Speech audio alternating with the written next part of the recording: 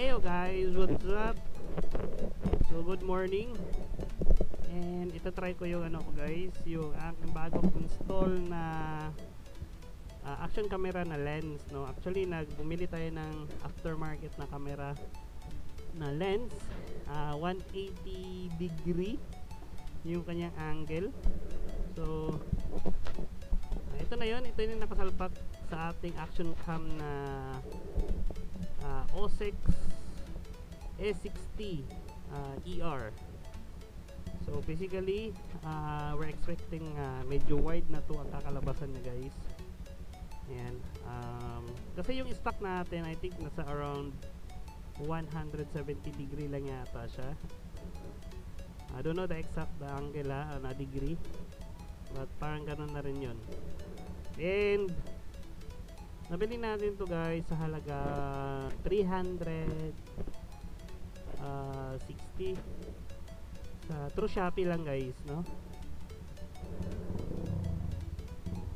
So ito na yun, ito na yung nakasalpak sa ating action camera. So try natin i-scroll.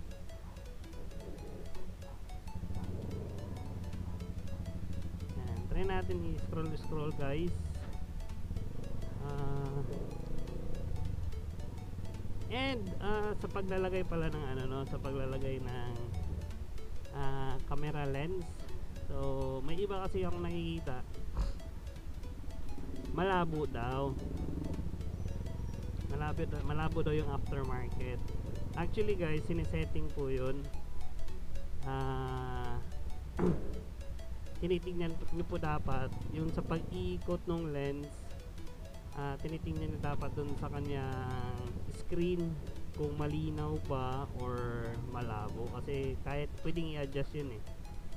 Parang ano yun, kung isipin nyo yung parang DSLR, diba yung kanyang lens na iniikot-ikot, kapag nasobrahan mo ng ikot malabo, kapag i-adjust mo lumilinaw yun, ganun din yung lens, no. So hindi lang yung pagsalpak mo, iniikot mo na yun, yun na yun. So kailangan tingnan mo pa rin dun sa screen mo yung quality nung yung kuha ng picture or yung video. So ito na yun, ito na yung pinaka nakita natin na pinaka malinaw na pag set up natin dun sa bagong camera na lens. So wala siyang ano guys walang brand yung pinalit natin na wide angle na lens. We're going to ano na lang, put the Shopee link, no, para if ever na bumili kayo, madali nyo lang madali nyo yung mahanapin.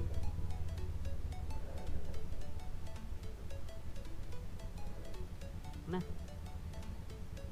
balik pa makaka. So scroll natin doon sa daan, no. Again, ito yung ano natin, ito yung camera lens na bago. So try natin sa may highway guys kung gaano siya kaganda or ka-wide kumuha. Woo!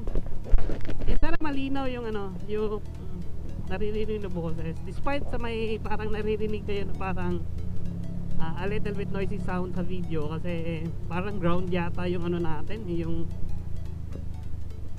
parang may grounding yung yung built-in na external mic na port, sa may kanyang port na talaga, hindi siya sa external mic lang, sa port na talaga na mismo.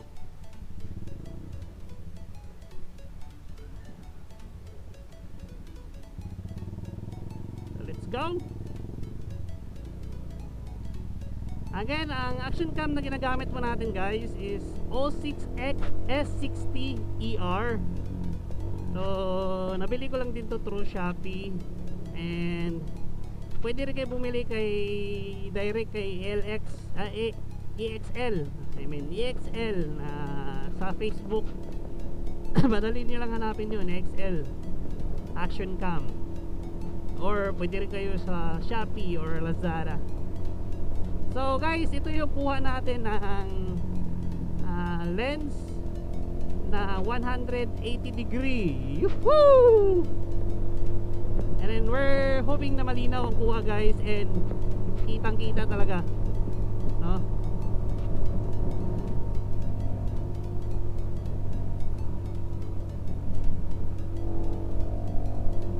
Haha! Scroll tayo.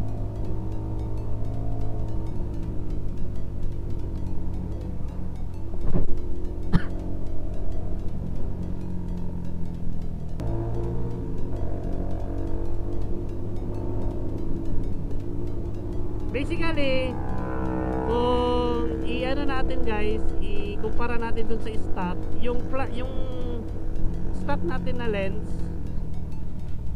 is medyo hindi siya ganun ka-curve or ka-concave, ano tawag doon?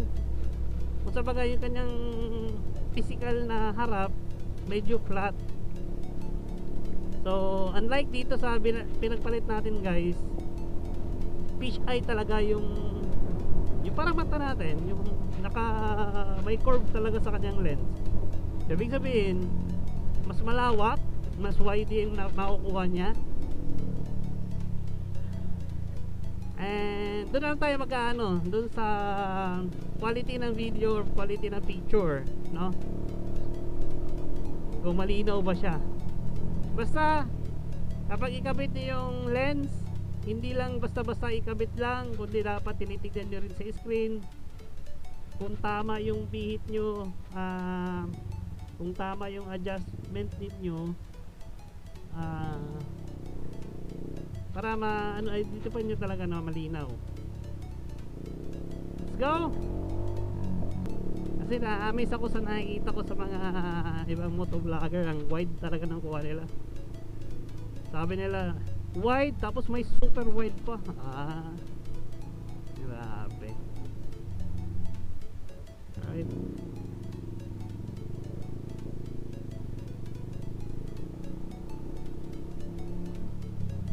Uy, may event pala dito sa plaza.